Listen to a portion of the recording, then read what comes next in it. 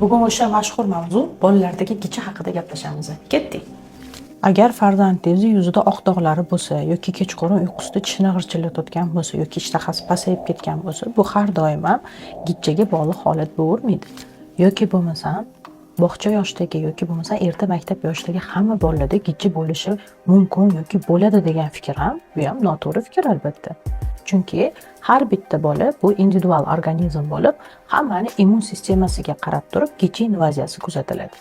Va gicha dorilar profilaktik dori hisoblanmaydi.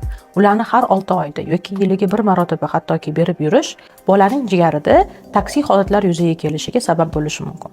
Agar farzandingizda gicha borligiga shubha qilayotgan bo'lsangiz, buning uchun albatta tahlil, ya'ni kerakli tahlillar topshirishdan keyingina farzandingizga gichaga qarshi dori vositalarini ichirishni maslahat beraman va albatta bu o'z o'shimchalik bilan emas, faqatgina shifokor ko'rsatmasi orqali.